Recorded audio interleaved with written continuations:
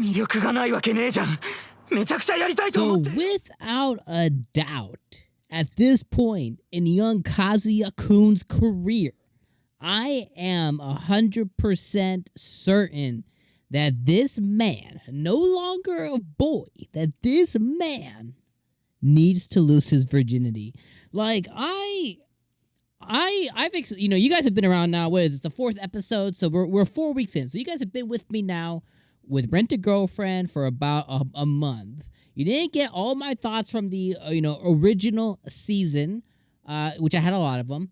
But the summary of it, I'm gonna keep repeating because there's always new people coming in. So the real thing is, like, I love this anime. I love Rent a Girlfriend. It's one of the only manga series that I've bought in and like I've actually like read. And I don't know why I just resonate with this anime and with this manga so much.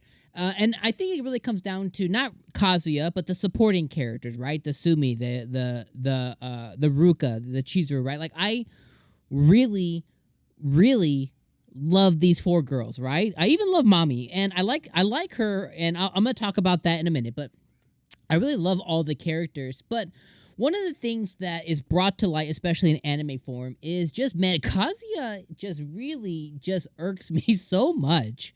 And I think it ends up coming back to the fact that, he's a big old baby virgin boy. And what ends up happening, or what I see is happening, is he reminds me of this, like, 14-year-old horny kid. And everything that he has is still being driven under that, and as mentality-wise, is being driven by that, to where he can't maturely think about these certain situations. In this episode, he had 2 very distinct things happen to him. He had an initial conversation with Mami, and he lied through his teeth about it. But in the reality, the blur between the lines was that she gives a shit enough to still reach out to him and question him and whatever, right? So what that means to any mature man, and I'm pointing at myself in this moment, but, I don't know, I have that immaturity in me too, I guess, sometimes. But, with this moment, what that tells me is that she still has some level of affection, strong level of affection, actually, for him. And if he were to divide and conquer his attention towards that, he could go and slay the demon known as virginity with that. Then on the opposite side, we have our girl Ruka, which, Ruka's my favorite. You know what I mean? Like, it's always between her and Sumi for me, but Ruka is my absolute favorite. And I know that it won't happen, but I always said, like, yo, it's not even settling at that point. It's like, just choose Ruka. Like, she is there. She's gorgeous. She's shy. She has these cute tendencies. She is caring. A little manipulative, but that's a good trait in some cases, depending on what you like and who you like. But she is there, and she's willing, and she's willing to fight, and I really like that about her as well. So let's talk about this holistically. But the thing I'm getting back to is, like, our boy needs to stop being so driven by the man down under, because he can't think clearly in most, if not all, of the situations that he continually finds himself in and will continue to find himself in. And if he's always so driven by, little Kazuya, he needs to break out of that. So one of the things I was thinking in this episode is, like, yo, go all the way with Ruka. Like, you know what I mean? Even if it's not love, I have to love the one. Oh, my phone case is Chizuru phone case. Freaking go all the way.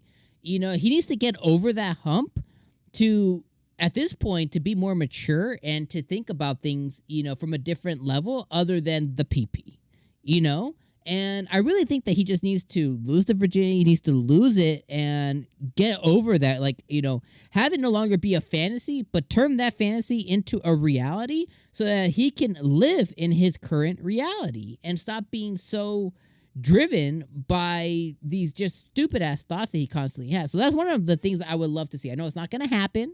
We're going to have this big old virgin boy to the very end. He's never going to crack the nut.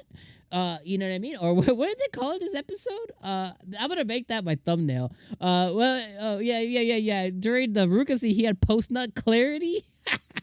That's the funniest shit I've ever heard. But he used to bust a nut, in one of these 4. That way he can move on and, live his life at this point. Jesus.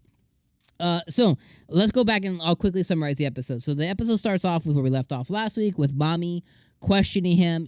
She's really wanting to find out more about what the hell is going on. The redneck girlfriend, the Chizuru stuff. She calls him out, and he's not surprised. She was like, "I didn't expect you to react this way." He's like, "Yeah, Chizuru told me." Blah blah blah. And at the end of that conversation, she was like, "Yo, that little punk ass bitch liar. He's a loser." At the end of the day, like, is he a loser if he cares so much? No, he's not. He's actually a freaking breadwinner. If this sexy ass girl really cares about him to this level, he's actually winning the fact that she's beating herself up and caring so much. But he doesn't see that, and neither does Mommy, which is perfect for him to take advantage of it, but he won't. But she was like, oh, he's a loser, whatever. I can't believe he's lying to me like this. She's getting all toxic, and she's getting all like, I love her so. Like, she's got this like vindictive and just like the personality that I love. I love that she has like this vicious side to her, and I love it. But she's like, I'm gonna get him. I'm gonna catch him up. He lied to me for a year, blah blah blah. And then she sees his homie, and she goes and talks to him, and who knows what she's gonna do from there on. And then we get to the next half of the episode, or the next, I guess, like 2/3 of the anime, which is all about Ruka. Ruka sees him, or finds him at this point. She's like, I'm going to cook dinner for you, which she does end up doing. She cooks dinner for him, and she makes it known to, like, I'm going to care for him, and I'm going to take it to the next level. She uses the dinner and being over his house as an excuse to stay over there. He tries to kick her out as he tries to see the light, the Chizuru light. But it ends up being raining. She gets wet on purpose. He's like, ha. And she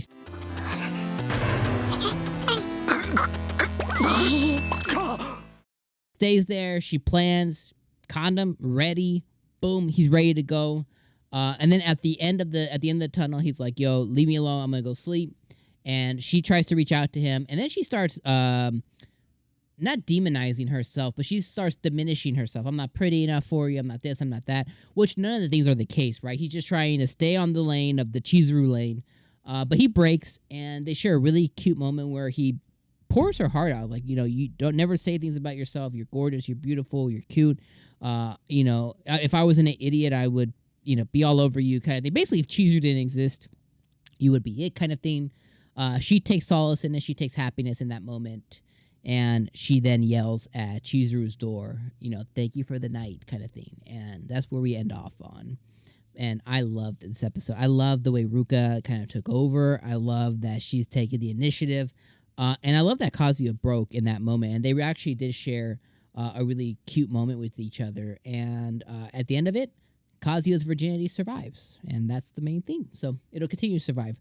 Let me know what you guys thought about this episode down in the comments below. As always, I appreciate you guys being here for another week of Rent a Girlfriend Season 2. And I'll see you guys this weekend for more anime. Peace out, my friends.